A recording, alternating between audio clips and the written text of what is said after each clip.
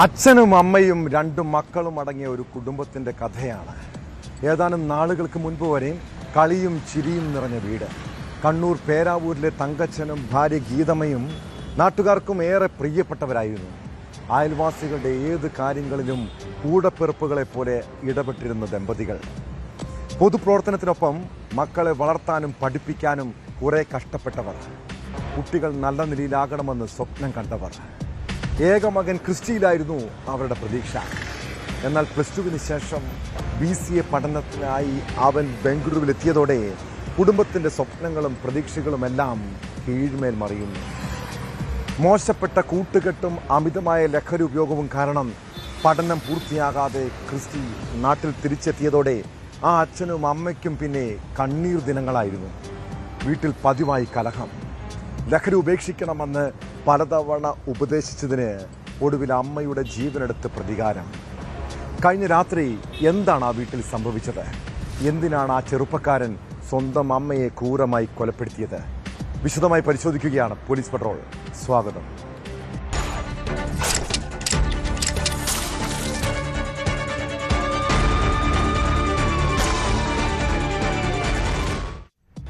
ഞാൻ അമ്മയെ കൊന്നു, എനിക്കിനി അച്ഛനെ കൂടി കൊല്ലണം. എന്നെ ഇങ്ങനെയാക്കിയത് വീട്ടുകാരാണ്. സ്വന്തം അമ്മയെ കഴുത്തറുത്ത് കൊന്ന ശേഷം ക്രിസ്റ്റി എന്ന യുവാവ് അയൽവാസിയോട് പറഞ്ഞതാണിത്. വെള്ളിയാഴ്ച രാത്രിയിലാണ് കണ്ണൂർ കേളകം സ്വദേശി തങ്കച്ചൻ്റെ ഭാര്യ ഗീതമ്മയെ മകൻ ക്രിസ്റ്റി കഴുത്തറുത്ത് കൊലപ്പെടുത്തിയത്. ലഹരിയുടെ വിഭ്രാന്തിയാണോ പെറ്റമ്മയുടെ ജീവനെടുക്കാൻ യുവാവിനെ പ്രേരിപ്പിച്ചത്?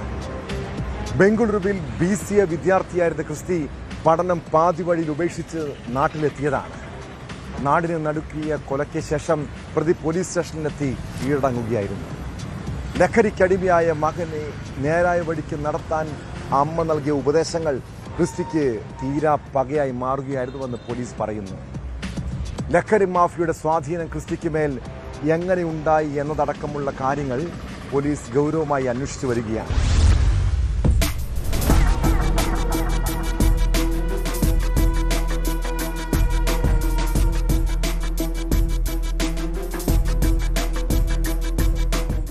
അതിദാരുണമായ സംഭവത്തിനാണ് കണ്ണൂർ കൊളക്കാട് സാക്ഷ്യം വഹിച്ചത്. കഴിഞ്ഞ ദിവസം രാത്രി 10:30യോടെയായിരുന്നു സംഭവം. മഹിളാ മോർച്ചയുടെ നേതാവായ മടത്തിപ്പറമ്പിൽ ഗീത എന്ന 50-കാരിയാണ് കൊല്ലപ്പെട്ടത്. മകൻ 25 വയസ്സുള്ള ക്രിസ്റ്റി കൊലയ്ക്ക് ശേഷം സ്വമേധയാ കേളകം പോലീസ് സ്റ്റേഷനിൽ കീഴടങ്ങുകയായിരുന്നു. വീട്ടിൽ ഇരുവരും തമ്മിൽ പതിവായി വഴക്കുണ്ടായിരുന്നുവെന്നാണ് പരിസരവാസികൾ പറയുന്നത്. കഴിഞ്ഞ ദിവസം രാത്രിയിലും വീട്ടിൽ നിന്ന് പതിവ് പോലെ ബഹളമുണ്ടായിരുന്നു. സ്ഥിരമായി ഉണ്ടാകുന്നതിനാൽ അയൽവാസികളാരും തന്നെ ഇതത്ര കാര്യമായി എടുത്തിരുന്നില്ല. ഏറെ നേരത്തെ ബഹളത്തിനൊടുവിലാണ് ക്രിസ്റ്റി വീടിനകത്തുണ്ടായിരുന്ന കത്തി ഉപയോഗിച്ച് ഗീതമ്മയുടെ കഴുത്തിൽ ആഴത്തിൽ കുത്തി കൊലപ്പെടുത്തിയത്.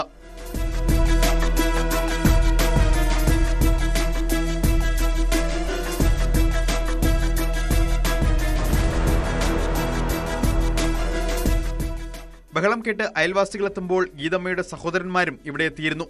ഇവരും ക്രിസ്റ്റിയും തമ്മിൽ സംഘടന നടക്കുകയായിരുന്നുവെന്നും പിടിച്ചുമാറ്റുമ്പോഴാണ് പെങ്ങളെ കൊന്നുവെന്ന് ഇവരിൽ ഒരാൾ പറഞ്ഞതെന്നും ഗീതമ്മയുടെ വീടിന് സമീപത്തായുള്ള ഇവരുടെ തന്നെ വാടക കെട്ടിടത്തിലെ താമസക്കാരൻ നിപുൻ പറഞ്ഞു. അകത്ത് കയറി നോക്കിയപ്പോൾ ഗീതമ്മ കിടക്കയിൽ ചോരയിൽ കുളിച്ച് കിടക്കുകയായിരുന്നു. ഈ സമയം അയൽവാസിയായ ദിലീപെത്തിയാണ് പോലീസിനെയും ആംബുലൻസിനെയും വിളിച്ചത്. ഇതിനിടെ അടുത്ത കടയിലേക്ക് പോയ പ്രതിയുടെ പിന്നാലെ ചെന്നപ്പോൾ പോലീസ് സ്റ്റേഷനിൽ കൊണ്ടുവിടാമോ എന്ന് ചോദിച്ചു. തുടർന്ന് ക്രിസ്റ്റിയെ സ്കൂട്ടറിൽ കയറ്റി സ്റ്റേഷനിലെത്തിക്കുകയായിരുന്നു. ഞാൻ അമ്മയെ കൊന്നു, എനിക്കിനി അച്ഛനെ കൂടി കൊല്ലണമെന്നാണ് ക്രിസ്റ്റി പറഞ്ഞത്. തന്നെ ഇങ്ങനെയാക്കിയത് വീട്ടുകാരാണെന്നും ഇനി അവർ ഉപദേശിക്കേണ്ട കാര്യമില്ലെന്നും പ്രതി പറഞ്ഞതായി നിപുൻ വ്യക്തമാക്കി. സംഭവ സമയം ലഹരി ഉപയോഗിച്ചു എന്ന കാര്യം വ്യക്തമല്ല. എല്ലാം സ്വബോധത്തോടെയാണ് പറഞ്ഞത്. അവസാനം ഇവനെ അച്ഛനെ കൊല്ലണം എന്ന് പറഞ്ഞാൽ ഭയങ്കര പ്രശ്നം. വണ്ടി എടുക്കാൻ സമ്മതിക്കില്ല, അങ്ങനെ ഇങ്ങനെ ഭയങ്കര പ്രശ്നം. അവസാനം ഇവനെ സമാധാനിപ്പിച്ച് ഞാൻ താഴെയുള്ള കടയിൽ കൊണ്ടുവരുത്തി. അത് കഴിഞ്ഞാൽ ഇവൻ്റെ അടുത്ത് ഞങ്ങൾ സ്കൂട്ടി എടുത്ത് കടേൻ്റെ അവിടെ പോയിട്ട് ഞങ്ങളോട് സംസാരിച്ച് കഴിഞ്ഞപ്പോൾ ഇവനോട് ഞാൻ ചോദിച്ചു നമുക്ക് സ്റ്റേഷനിൽ പോകാടാന്ന് പറഞ്ഞു. പറഞ്ഞപ്പോൾ തന്നെ ഇവൻ ആളെ കൂളായിട്ടാണ് സംസാരിക്കുന്നത്. കാരണം കുറ്റബോധം അങ്ങനത്തെ യാതൊന്നുമില്ല. വളരെ കൂളായിട്ട് ഇവൻ സംസാരിക്കുന്നത്, യാതൊരു പ്രശ്നമില്ല. ഒരു ഇങ്ങനെ ഭയങ്കര ടെററായിട്ട് ഇരിക്കുന്ന അങ്ങനത്തെ ഒരു സ്വഭാവം കാണിക്കുന്നേ ഇല്ല. സ്വബോധത്തോടെയാണ് അതായത് ഇവൻ എന്തെങ്കിലും കഴിച്ചിട്ടുണ്ടോ എന്ന് പോലും സംശയം. എന്നുവെച്ചാൽ അത്ര നോർമലായിട്ട് ഇവൻ സംസാരിക്കുന്നത്. പുതിയതായി നിർമ്മിക്കുന്ന റിസോർട്ടിന്റെ നിർമ്മാണവുമായി ബന്ധപ്പെട്ട പിതാവ് തങ്കച്ചൻ ഈ മാസം സ്ഥലത്തില്ലായിരുന്നു. ക്രിസ്റ്റിയുടെ സഹോദരി വിവാഹിതയാണ്. ബംഗളൂരുവിൽ BCA വിദ്യാർത്ഥിയായിരുന്ന ക്രിസ്റ്റി പഠനം പാതി വഴിയിൽ ഉപേക്ഷിച്ചാണ് നാട്ടിലെത്തിയത്. തുടർന്ന് എറണാകുളത്തായിരുന്നു.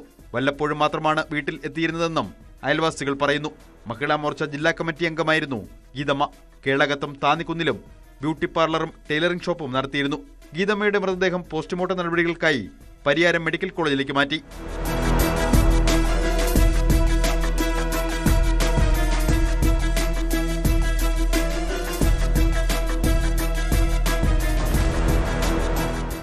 ബംഗളൂരുവിലെ പഠനകാലത്താണ് ക്രിസ്റ്റി മാരകമായ ലഹരി മരുന്നുകൾക്ക് അടിമയായതെന്നാണ് വിവരം.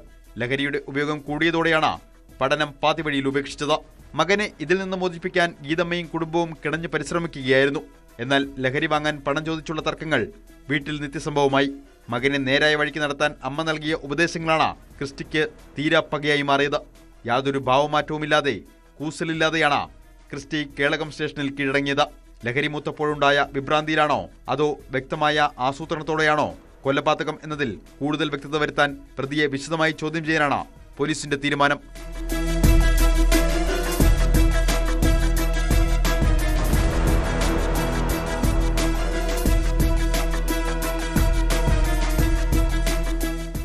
ന്യൂസ് 18 കണ്ണൂർ.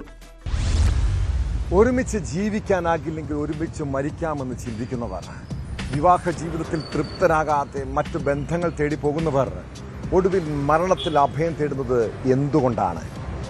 തൃശൂർ മാളയിൽ കമിതാക്കളെ വാടക വീട്ടിൽ മരിച്ച നിലയിൽ കണ്ടെത്തിയതിൻ്റെ നടുക്കത്തിലാണ് നാട്. പുത്തഞ്ചിറ സ്വദേശി ശ്രീജിത്ത്, വെണ്ണൂർ സ്വദേശിനി മിന്ന എന്നിവരാണ് മരിച്ചത്. വലിയ പറമ്പിലുള്ള ശ്രീജിത്തിന്റെ വാടക വീട്ടിൽ ഒരേ കയറിൽ തൂങ്ങിയ നിലയിലായിരുന്നു മൃതദേഹങ്ങൾ. മുൻപ് 2 തവണ വിവാഹിതനായ ആളാണ് ശ്രീജിത്ത്. മിന്നയുമായുള്ള ബന്ധമറിഞ്ഞുള്ള പ്രശ്നങ്ങളെ തുടർന്ന് ഇയാളുടെ 2ാം ഭാര്യ അടുത്തിടെ ആത്മഹത്യക്ക് ശ്രമിച്ചിരുന്നു. ഇതേ തുടർന്നുള്ള സമ്മർദ്ദങ്ങളാണോ ഇവരുടെ മരണത്തിന് കാരണം? പോലീസ് വിശദമായി അന്വേഷിച്ചു വരികയാണ്.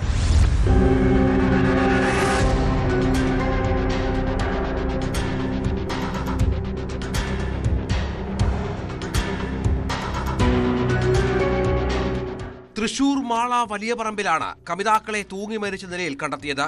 പുത്തൻചിറ മഠത്തിൽ മാരാത്ത് വീട്ടിൽ ശ്രീജിത്ത്, കുന്നത്ത് പറമ്പിൽ വെണ്ണൂർ സ്വദേശിനി മില്ല എന്നിവരാണ് മരിച്ചത്. ശ്രീജിത്തിന്റെ വലിയ പറമ്പിലുള്ള വാടക വീട്ടിൽ ഇരുവരെയും ഒരേ കയറിലാണ് തൂങ്ങിയ നിലയിൽ കണ്ടെത്തിയത്. 2 തവണ വിവാഹിതനായ ശ്രീജിത്ത് മില്ലയുമായി പ്രണയത്തിലായിരുന്നുവെന്നാണ് വിവരം.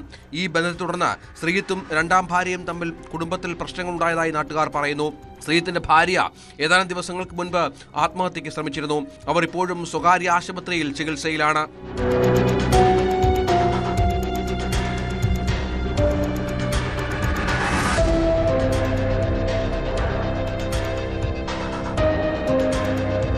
മുപ്പത് വയസ്സുള്ള ശ്രീജിത്ത് ട്രാവലർ ഡ്രൈവറാണ്.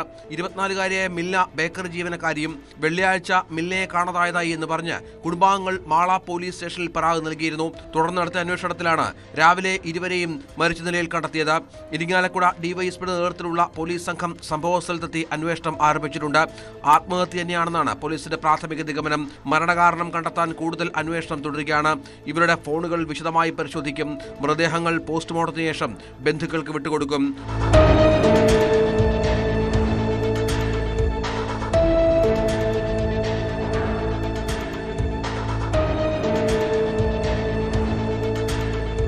News 18 Thrissur.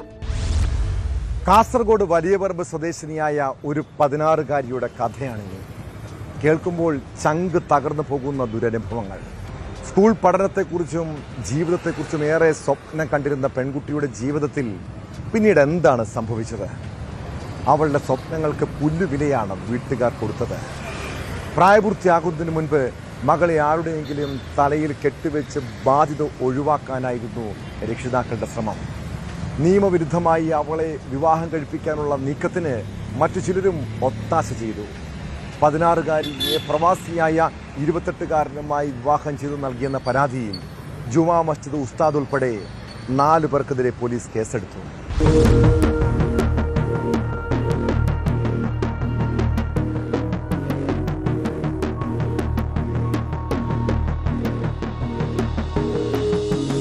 Chandera police station പരിധിയിലാണ് നിയമം ലംഘിച്ച് ശൈശവ വിവാഹം നടന്നതായി പരാതി.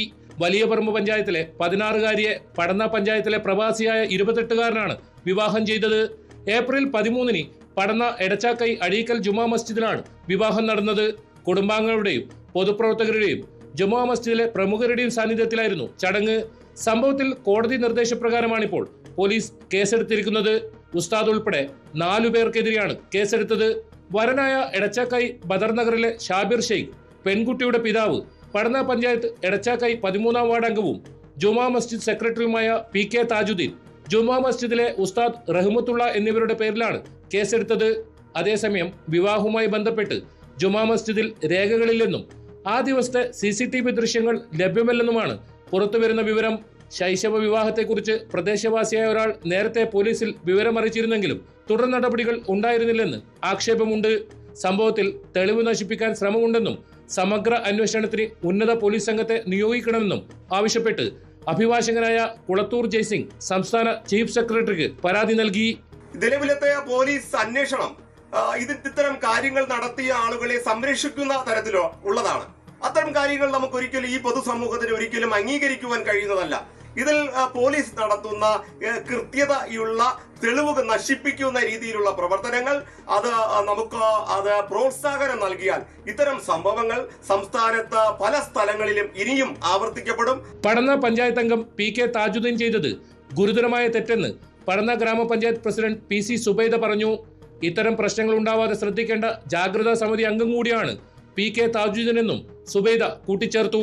ജനപ്രതിനിധി ആകുമ്പോൾ ജനപ്രതിനിധി ജാഗ്രതാ സമിതിയുടെ ചെയർമാനാണ്. അപ്പോൾ ജാഗ്രതാ സമിതി എന്ന് പറയുന്നത് തന്നെ കുടുംബ വിഷയങ്ങളുമായി ബന്ധപ്പെട്ടുകൊണ്ട്, അതുപോലെ തന്നെ ശൈശവ വിവാഹവുമായി ബന്ധപ്പെട്ടുകൊണ്ട് ആ പ്രദേശങ്ങളിൽ അത്തരം കാര്യങ്ങൾ ആ വാർഡിനകത്ത് നടക്കുന്നുണ്ടെങ്കിൽ കൃത്യമായി ഇടപെടാനും അതിനെ ശക്തമായിട്ട് അതിനെതിരെ പ്രതികരിക്കാനും പ്രതിഷേധിക്കാനും പറ്റുന്ന തരത്തിലേക്ക് മുന്നോട്ട് കൊണ്ടുപോകുന്ന ആളാണ് ജനപ്രതിനിധി എന്ന് പറയുന്നത്. പക്ഷേ ഇന്ന് നമ്മൾ കേൾക്കുന്നത് ജനപ്രതിനിധി അടക്കം ഇതിൻ്റെ ഭാഗമാണ് എന്നുള്ളതാണ് അറിയാൻ വേണ്ടി കഴിഞ്ഞത്. ഇത്തരത്തിൽ ശൈശവ വിവാഹത്തിന് നേതൃത്വം കൊടുക്കുന്ന ആര് തന്നെ ആയാലും അതിനെ നിയമപരമായിട്ട് നിയമത്തിന് മുമ്പിൽ കൊണ്ടുവരിക എന്നുള്ളത് തന്നെയാണ് ഏറ്റവും പ്രധാനമായിട്ട് പഞ്ചായത്തിന്റെ പ്രസിഡന്റ് എന്നുള്ള രീതിയിൽ പറയാനുള്ളത്. ശൈശവ വിവാഹം നടന്നതായി പരാതി ഉയർന്നതിനെ തുടർന്ന് ആദ്യം ചൈൽഡ് ലൈൻ അധികൃതർ പ്രാഥമിക പരിശോധന നടത്തുകയും ശിശുവികസന വകുപ്പിൽ വിവരം നൽകുകയുമായിരുന്നു. സംഭവത്തിൽ അന്വേഷണം നടത്തിയ ബാലവിവാഹ നിരോധന ഓഫീസർ പെൺകുട്ടിയുടെ വിവാഹം നടത്തിയതായി കണ്ടെത്തുകയും കോടതിയിൽ റിപ്പോർട്ട് സമർപ്പിക്കുകയും ചെയ്തു. തുടർന്ന് കോടതി കേസെടുക്കാൻ നിർദ്ദേശിക്കുകയും വരൻ, കുട്ടിയുടെ പിതാവ് തുടങ്ങി 4 പേർക്കെതിരെ ചന്ദേര പോലീസ് കേസെടുക്കുകയുമായിരുന്നു. 2006 ശൈശവ വിവാഹ നിരോധന നിയമപ്രകാരം ശിക്ഷാർഹമായ കുറ്റമാണിത്. ജനപ്രതിനിധി ഉൾപ്പെട്ട ശൈശവ വിവാഹത്തിന് കൂട്ടുനിന്നത് സംഭവത്തിന്റെ ഗൗരവം വർദ്ധിപ്പിക്കുന്നു.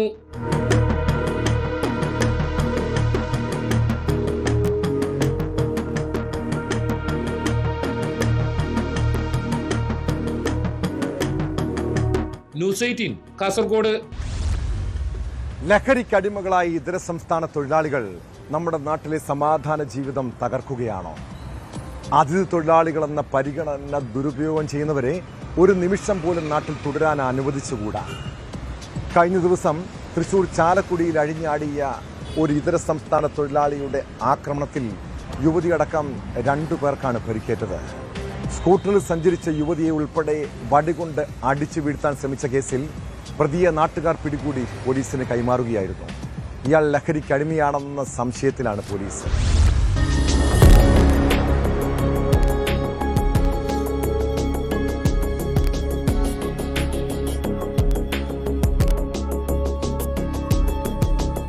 ചാലക്കുടിയിലാണ് സ്കൂട്ടർ യാത്രക്കാരിയായ യുവതിക്ക് നേരെ ഇതര സംസ്ഥാന തൊഴിലാളിയുടെ ക്രൂരമായ ആക്രമണമുണ്ടായത്. വെള്ളിയാഴ്ച രാത്രി 7 മണിയോടെ ചാലക്കുടി സെന്റ് ജെയിംസ് മെഡിക്കൽ അക്കാദമിക്ക് സമീപമായിരുന്നു സംഭവം. സ്കൂട്ടറിൽ സഞ്ചരിക്കുകയായിരുന്ന ചേനത്നാട് സ്വദേശിനി മേഘയെ പ്രതി വഴിയിൽ തടഞ്ഞു നിർത്തി വടികൊണ്ട് തലക്കടിക്കുകയായിരുന്നു. യുവതിയുടെ നിലവിളി കേട്ട് രക്ഷിക്കാനായി ഓടിയെത്തിയ നാട്ടുകാരൻ രാജേന്ദ്രനെയും പ്രതി മർദ്ദിച്ചു. തലയ്ക്ക് ഗുരുതരമായി പരിക്കേറ്റ യുവതിയെയും മർദ്ദനമേറ്റ രാജേന്ദ്രനെയും നാട്ടുകാർ ഉടൻ തന്നെ ചാലക്കുടി താലൂക്ക് ആശുപത്രിയിൽ പ്രവേശിപ്പിച്ചു. ഇവിടെ വന്ന് എൻ്റെ മുഖത്ത് നോക്കി ചിരിച്ചു. അപ്പോൾ ഞാനിങ്ങനെ നടന്നു പോയി. അത് കഴിഞ്ഞിട്ട് ആൾ നേരെ ഫ്രണ്ടിലേക്ക് നടന്നു കഴിഞ്ഞപ്പോൾ വണ്ടിയുമ്പോൾ വന്നുകൊണ്ടിരുന്ന ഒരു പെൺകുട്ടീനെ കോലിൽ വെച്ച് ഒറ്റ അടി അടിച്ചു. അപ്പോൾ അവൾ വീണു. അത് കഴിഞ്ഞിട്ട് ആൾ നേരെ പോയി വേറൊരാളോട് പറഞ്ഞു കഴിഞ്ഞപ്പോൾ ആൾ പിടിക്കാൻ പോയ ആളെ ആ വടി വെച്ച് തന്നെ അടിച്ചു. അപ്പോൾ അവരെല്ലാവരും കൂടി അവസാനം ആളെ കീഴ്പ്പെടുത്തി പോലീസിനെ ഏൽപ്പിച്ചിട്ടുണ്ട്. ആക്രമണത്തിന് ശേഷം ഓടി രക്ഷപ്പെടാൻ ശ്രമിച്ച പ്രതിയെ നാട്ടുകാർ സംഘടിതമായി പിന്തുടർന്ന് പിടികൂടുകയായിരുന്നു. വിവരമറിഞ്ഞ് സ്ഥലത്തെത്തിയ പോലീസ് പ്രതിയെ കസ്റ്റഡിയിലെടുത്ത് കൂടുതൽ അന്വേഷണം ആരംഭിച്ചിട്ടുണ്ട്. ഇയാൾ ലഹരിക്കടിമയാണോ അതോ മനോനില തകരാറായതാണോ എന്ന കാര്യത്തിൽ വ്യക്തതയില്ല. കൂടുതൽ പരിശോധനകളിലൂടെ ഇക്കാര്യം സ്ഥിരീകരിക്കാനാണ് പോലീസ് നീക്കം.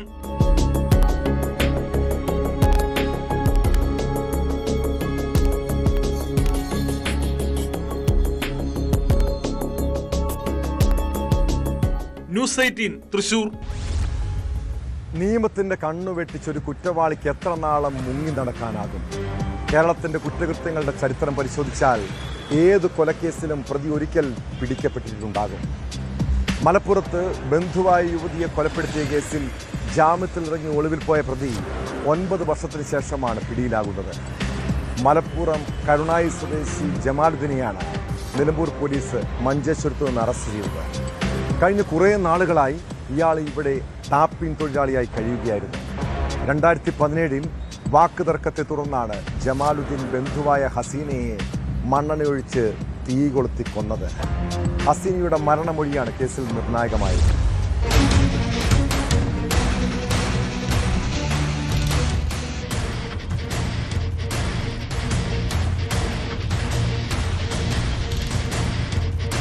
ബന്ധുവായ യുവതിയെ തീകൊളുത്തി കൊന്ന കേസിൽ ജാമ്യത്തിലിറങ്ങി ഒളിവിൽ പോയ പ്രതിയാണ് 9 വർഷത്തിനു ശേഷം പോലീസ് പിടിയിലായത്. നിലമ്പൂർ കരുളായി ചെട്ടിയിൽ സ്വദേശി തെക്കുംപുറത്ത് ജമാലുദ്ദീനെയാണ് നിലമ്പൂർ ഡിവൈഎസ്പിയുടെ നേതൃത്വത്തിലുള്ള പ്രത്യേക സംഘം കാസർഗോഡ് പൈവളികയിൽ നിന്ന് പിടികൂടിയത്. 2017 ഏപ്രിൽ 23-നാണ് കേസിനാസ്പദമായ സംഭവമുണ്ടായത്.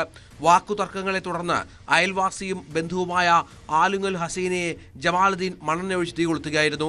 ഗുരുതരമായി പരിക്കേറ്റ് കോഴിക്കോട് മെഡിക്കൽ കോളേജ് ആശുപത്രിയിൽ ചികിത്സയിൽ കഴിയവേ ജമാലുദ്ദീനാണ് തന്നെ ആക്രമിച്ചതെന്ന് ഹസീന നൽകിയ മരണമൊഴിയാണ് കേസിൽ നിർണായകമായത്.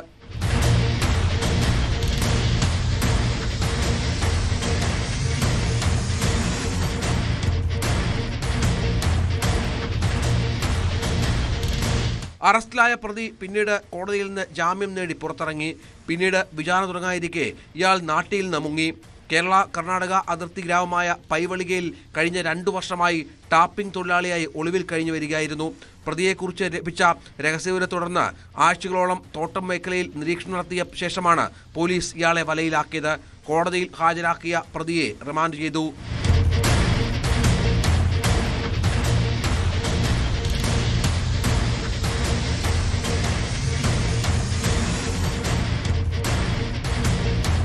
ന്യൂസ് 18 തിരൂർ. പിരിഞ്ഞു താമസിക്കുന്ന ഭാര്യയുമായി ഭർത്താവിന്റെ സുഹൃത്ത് അടുപ്പത്തിലാകുന്നു. പിന്നീട് ഇതേ ചൊല്ലി കൂട്ടുകാർ തമ്മിൽ പലവട്ടം വാക്കേറ്റമുണ്ടായി. ഒടുവിൽ കാമുകൻ സുഹൃത്തുക്കളെയും കുട്ടി ചോദിക്കാൻ വന്നപ്പോൾ അത് കത്തിക്കുത്തിൽ കലാശിക്കുന്നു. യുവതിയുടെ കാമുകൻ കോഴിക്കോട് വലിയപറമ്പ് സ്വദേശിയായ സഫ്വാനാണ് കുത്തേറ്റത്. കേസിലെ പ്രതി മുക്കം സ്വദേശി യാസിറിനെ പോലീസ് അറസ്റ്റ് ചെയ്തു. ഈ മാസം 23-ന് കാരശ്ശേരി കാരമൂലയിൽ വെച്ചാണ് യുവാവിനെ കുത്തിക്കൊലപ്പെടുത്താൻ ശ്രമമുണ്ടായത്.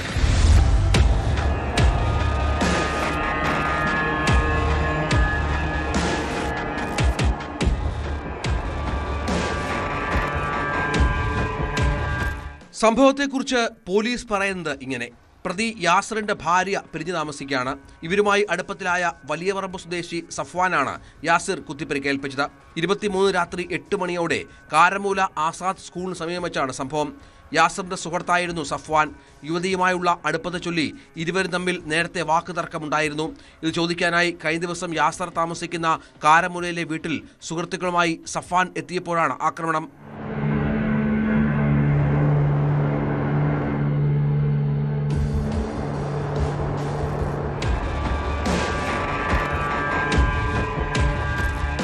ആക്രമണത്തിൽ ഗുരുതരമായി പരിക്കേറ്റ സഫ്വാൻ മുക്കത്തെ സ്വകാര്യ മെഡിക്കൽ കോളേജിൽ ചികിത്സയിലാണ്.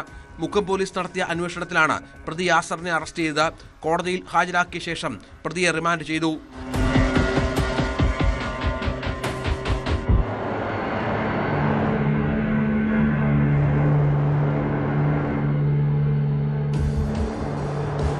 ന്യൂസ് 18 മുക്കം. സ്വർണത്തിന് വിലയേറിയതോടെ ഏറ്റവും അധികം ഭീഷണി നേരിടുന്നത് തനിച്ച് കഴിയുന്ന വയോധികരാണ്. മനസാക്ഷിയില്ലാത്ത കവർച്ചാ സംഘങ്ങൾ ഇത്തരം വീടുകൾ തേടിപ്പിടിച്ച് മോഷണം നടത്തുകയാണ്.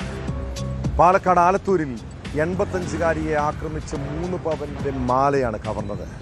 കുനിശ്ശേരി സ്വദേശിനി രത്നവല്ലി വീട്ടിൽ തനിച്ചായിരുന്നപ്പോൾ അതിക്രമിച്ചു കയറിയ 2-അംഗ സംഘം അവരെ ബലമായി പിടിച്ചു നിർത്തി മാല പൊട്ടിക്കുകയായിരുന്നു.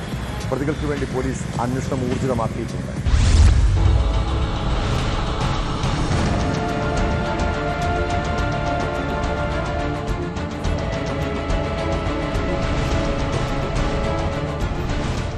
ആലത്തൂരിൽ ഒറ്റയ്ക്ക് താമസിക്കുന്ന വയോധികയുടെ കഴുത്തിൽ നിന്നാണ് മോഷ്ടാക്കൾ മാല പൊട്ടിച്ചെടുത്തത്. കഴിഞ്ഞ ദിവസം രാത്രി 9 മണിയോടെ വീട്ടിൽ അതിക്രമിച്ച് കയറിയായിരുന്നു മോഷണം. കുനിശ്ശേരി ചുണ്ണാമ്പുതറ സ്വദേശി 85-കാരിയായ രത്നവല്ലിക്കാണ് 3 പവന്റെ സ്വർണ്ണമാല നഷ്ടമായത്. മക്കൾ ജോലിസ്ഥലത്തായതുകൊണ്ട് വീട്ടിലിവർ ഒറ്റയ്ക്കായിരുന്നു. അക്രമികൾ രത്നവല്ലിയുടെ വായ പൊത്തിപ്പിടിച്ച ശേഷം ബലം പ്രയോഗിച്ച് മാല കവരുകയായിരുന്നു. തുടർന്ന് വീടിന് സമീപത്തുള്ള പാടത്തിലൂടെ മോഷ്ടാക്കൾ ഓടി രക്ഷപ്പെട്ടതായി രത്നവല്ലി പറയുന്നു. 2 പയ്യന്മാര് എൻ്റെ അടുത്തേക്ക് വന്നു. അതിലൊരുത്തനെ എൻ്റെ വായ പൊത്തിപ്പിടിച്ചു. അടുത്തുള്ളവരെയൊന്നും വിളിക്കാതിരിക്കാൻ വായ പൊത്തിപ്പിടിച്ചു. അങ്ങനെ പിന്നെ ഞാൻ ചേർന്നു മുറിഞ്ഞു. പിന്നെ അവൻ വായ പൊത്തിപ്പിടിച്ചോണ്ടേ ഇരുന്നപ്പോൾ ഞാൻ ശബ്ദം വെളിയിൽ വന്നില്ല. അപ്പോൾ അവൻ വേഗം അടുത്തുള്ളവനോട് പറഞ്ഞു മാല പൊട്ടിക്കുന്നു. അവൻ മാല പൊട്ടിച്ചു. ചെറിയവൻ മാല പൊട്ടിച്ചവൻ അത് കിട്ടിയവൻ രണ്ടാളും പോയി. രത്നവല്ലിയുടെ പരാതിയിൽ പോലീസ് അന്വേഷണം തുടങ്ങി. ഒറ്റപ്പെട്ട സ്ഥലത്തുള്ള ഇവരുടെ വീട് നേരത്തെ മനസ്സിലാക്കിയാണ് മോഷ്ടാക്കൾ കവർച്ചയ്ക്ക് തെരഞ്ഞെടുത്തതെന്ന് പോലീസ് സംശയിക്കുന്നുണ്ട്.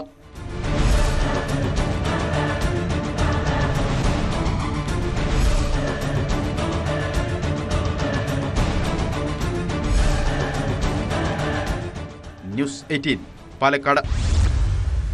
നിരവധി മോഷണ കേസുകളിലെ പ്രതിയാണ് പത്തനാപുരം കടക്കാമൺ സ്വദേശി ഷൈജു. ഒരിടവേളയ്ക്ക് ശേഷം ഷൈജു വീണ്ടും മോഷണത്തിന് ഇറങ്ങിയിരിക്കുകയാണ്. പലയിടത്തും മോഷണശ്രമം ഉണ്ടായതോടെ പോലീസ് CCTV ദൃശ്യങ്ങൾ കേന്ദ്രീകരിച്ച് നടത്തിയ അന്വേഷണത്തിൽ ഷൈജുവിന് പിടിവീണിരിക്കുന്നു. പുനലൂർ പേപ്പർ മിൽ ഭാഗത്ത് മോഷണശ്രമം നടത്തുമ്പോഴാണ് ഇയാളെ കയ്യോടെ പൊക്കിയത്. ഷൈജുവിനൊപ്പം മോഷണത്തിൽ പങ്കാളിയായ മറ്റൊരാൾ ഓടി രക്ഷപ്പെട്ടു. ഇയാൾക്ക് വേണ്ടി അന്വേഷണം ആരംഭിച്ചിട്ടുണ്ട്.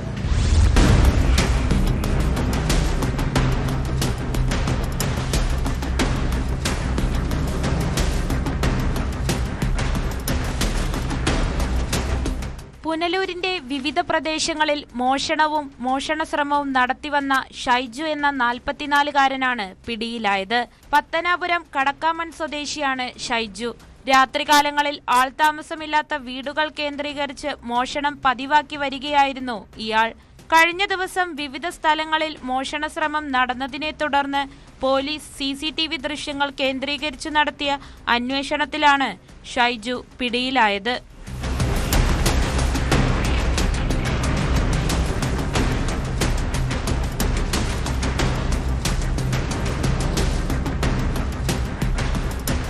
പുനലൂർ പേപ്പർ മിൽ ഭാഗത്ത് മോഷണശ്രമം നടത്തുന്നതിനിടയിലാണ് ഷൈജു പിടിയിലാകുന്നത്. ഷൈജുവിനൊപ്പം മോഷണശ്രമത്തിൽ പങ്കാളിയായ മറ്റൊരാൾ ഓടി രക്ഷപ്പെട്ടു. ഇയാളെക്കുറിച്ച് വ്യക്തമായ സൂചന ഉണ്ടെന്ന് പോലീസ് പറയുന്നു. ജില്ലയിലെ വിവിധ പോലീസ് സ്റ്റേഷനുകളിൽ ഷൈജുവിനെതിരെ കേസുകളുണ്ട്. SHO Santhosh Kumar, senior civil police ഓഫീസർമാരായ അംജിത്, രാജീവ്, ജിൻസിത്, സിവിൽ പോലീസ് ഓഫീസർമാരായ വിപിൻ, ശരത്, ഡ്രൈവർ മനു എന്നിവരാണ് പ്രതിയെ പിടികൂടിയത്. കോടതിയിൽ ഹാജരാക്കിയ പ്രതിയെ റിമാൻഡ് ചെയ്തു.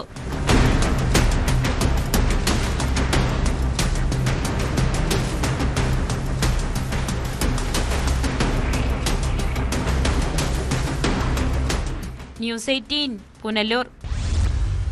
സമൂഹ മാധ്യമങ്ങളിൽ ചതിക്കുഴികൾ ഒരുക്കിയാണ് സാമ്പത്തിക തട്ടിപ്പുകാർ ഇരകളെ വലയിലാക്കുന്നത്. ഇങ്ങനൊരു തട്ടിപ്പുകാരനാണ് തിരുവനന്തപുരം ശ്രീകാര്യ സ്വദേശി രഞ്ജിത്ത്. പേഴ്സണൽ ലോൺ തരപ്പെടുത്തി തരാമെന്ന് വാഗ്ദാനം നൽകിയാണ് ഇയാൾ സമൂഹ മാധ്യമങ്ങളിലൂടെ ആളുകളെ പാട്ടിലാക്കിയിരുന്നത്. കൊല്ലം മീനാട് അഞ്ചൽ സ്വദേശിനികൾ നൽകിയ പരാതിയിൽ ഒടുവിൽ രഞ്ജിത്തിന് പിടിവീണു. തട്ടിപ്പിൽ കൂടുതൽ പേർക്ക് പങ്കുണ്ടോ എന്ന് പോലീസ് അന്വേഷിക്കുന്നുണ്ട്.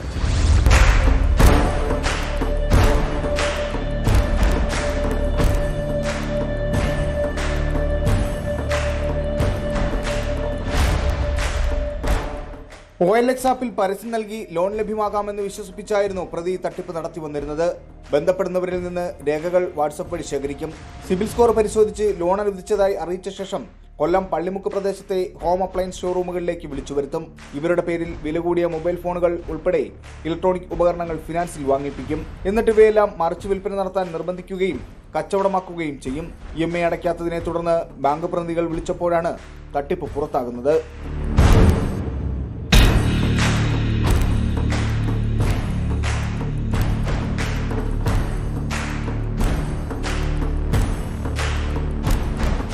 മീനാട് അഞ്ചൽ വിളക്കുപാറ സ്വദേശിനികൾ നൽകിയ പരാതിയുടെ അടിസ്ഥാനത്തിൽ കേസ് രജിസ്റ്റർ ചെയ്ത പോലീസ് പ്രതിയെ വർക്കലയിൽ നിന്ന് പിടികൂടുകയായിരുന്നു. തട്ടിപ്പിന് ഉപയോഗിച്ച മൊബൈൽ ഫോണുകളും സിം കാർഡുകളും പോലീസ് പിടിച്ചെടുത്തിട്ടുണ്ട്. സംഭവത്തിൽ കൂടുതൽ ആളുകൾ പങ്കാളികളാണോ എന്നതടക്കം അന്വേഷിച്ചു വരികയാണ്. കോടതിയിൽ ഹാജരാക്കിയ പ്രതിയെ റിമാൻഡ് ചെയ്തു.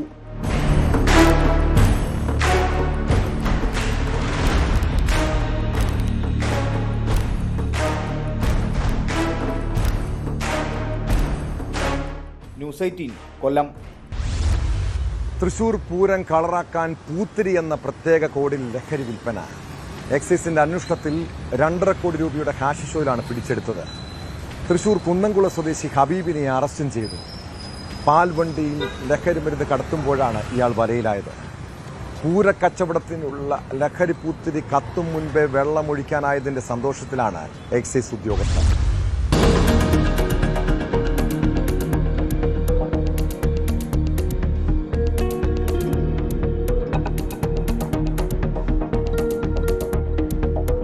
സമൂഹ മാധ്യമങ്ങളിലൂടെ പൂത്തിരി എന്ന പ്രത്യേക കോഡ് ഉപയോഗിച്ചായിരുന്നു ലഹരി വിൽപ്പന.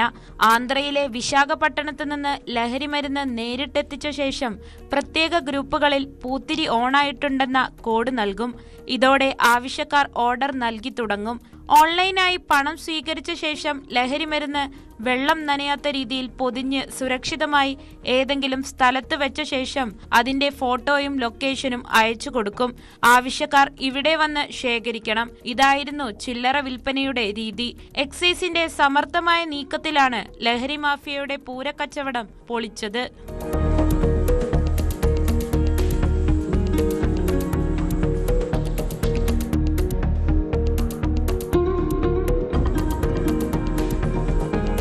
പാൽവണ്ടിയിൽ ലഹരി മരുന്ന് കടത്തുമ്പോഴാണ് കുന്നംകുളം സ്വദേശി ഹബീബ് പിടിയിലായത്. വിപണിയിൽ 2.5 കോടി രൂപ വിലമതിക്കുന്ന ഹാഷിഷ് ഓയിലാണ് ഇയാളിൽ നിന്ന് പിടിച്ചെടുത്തത്.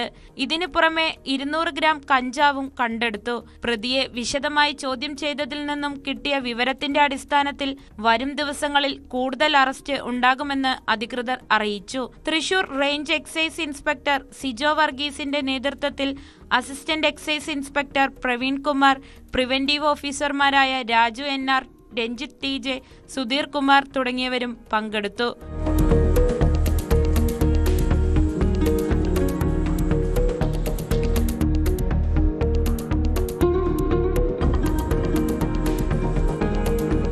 ന്യൂസ് 18 തൃശൂർ. മൂവാറ്റുപുഴയിൽ ലഹരി ഉപയോഗം നടക്കുന്ന കേന്ദ്രത്തിൽ പോലീസിന്റെ മിന്നൽ പരിശോധന. അപ്പോൾ തെളിവ് നശിപ്പിക്കാൻ രാസലഹരി വിഴുങ്ങി യുവാവ്. തൊടുപുഴ സ്വദേശി ടോണി സാബുവാണ് പോലീസിനെ വെട്ടിച്ച് ലഹരി മരുന്ന് വിഴുങ്ങിയത്. അവശനിലയായ ടോണിയെ പോലീസ് മൂവാറ്റുപുഴ ജനറൽ ആശുപത്രിയിൽ പ്രവേശിപ്പിച്ച് പ്രാഥമിക ചികിത്സ നൽകിയ ശേഷം കോട്ടയം മെഡിക്കൽ കോളേജിലേക്ക് മാറ്റിയിട്ടുണ്ട്. രാസലഹരി പുറത്തെടുത്ത ശേഷം യുവാവിനെ കോടതിയിൽ ഹാജരാക്കും.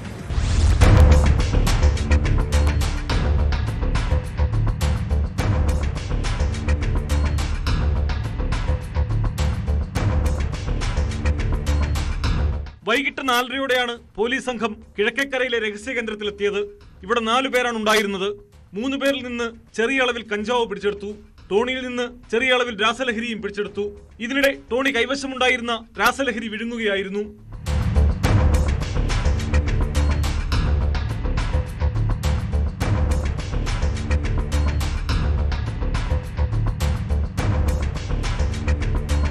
അവശനിലയിലായ ടോണിയെ പോലീസ് മൂവാറ്റുപുഴ ജനറൽ ആശുപത്രിയിൽ പ്രവേശിപ്പിച്ച് പ്രാഥമിക ചികിത്സ നൽകി.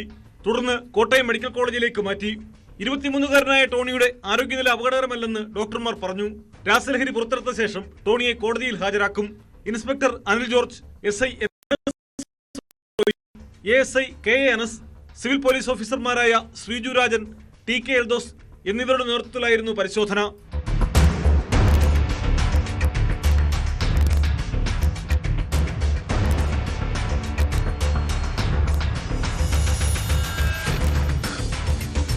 ന്യൂസ് 18 കോതമംഗലം. കണ്ണൂർ അഞ്ചരക്കണ്ടി ദന്തൽ കോളേജിലെ BDS വിദ്യാർത്ഥി നിതിൻ രാജിന്റെ മരണത്തിൽ 1-ാം പ്രതി ഡോക്ടർ MK റാമിന്റെ മുൻകൂർ ജാമ്യാപേക്ഷ തള്ളി കോടതി. 2-ാം പ്രതി ഡോക്ടർ സംഗീത നമ്പ്യാർക്ക് കോടതി ഉപാധികളോടെ മുൻകൂർ ജാമ്യം അനുവദിച്ചു. റാം നിലവിൽ ആന്ധ്രാപ്രദേശിൽ ഒളിവിലാണ്. മുൻകൂർ ജാമ്യാപേക്ഷ തള്ളിയതോടെ റാമിനെ അറസ്റ്റ് ചെയ്യാനുള്ള നീക്കത്തിലാണ് പ്രത്യേക അന്വേഷണ സംഘം. നിതിൻ രാജിനെയോ മറ്റു വിദ്യാർത്ഥികളെയോ ഡോക്ടർ സംഗീത ജാതിപരമായോ അല്ലാതെയോ അധിക്ഷേപിച്ചതായി സാക്ഷിമൊഴികളില്ലെന്ന് വിധിന്യായത്തിൽ പറയുന്നു.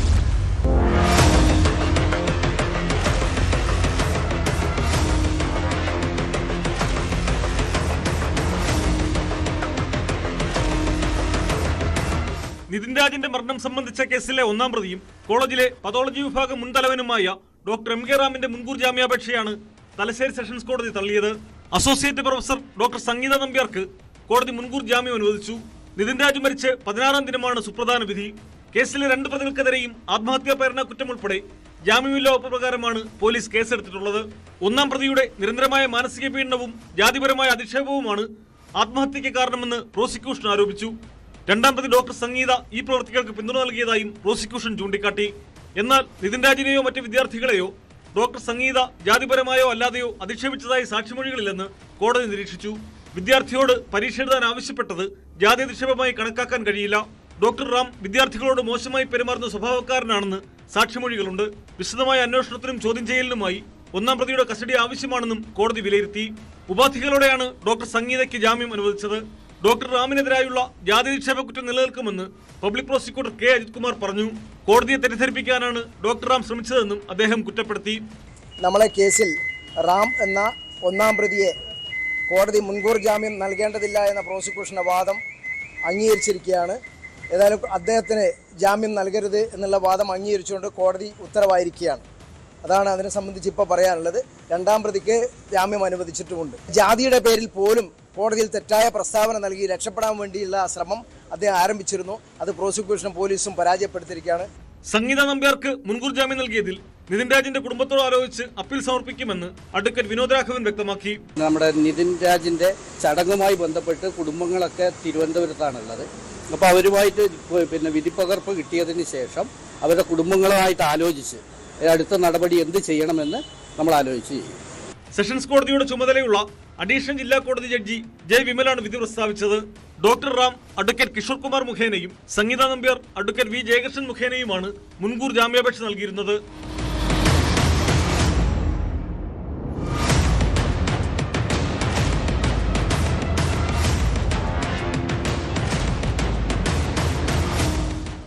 ന്യൂസ് 18 കണ്ണൂർ.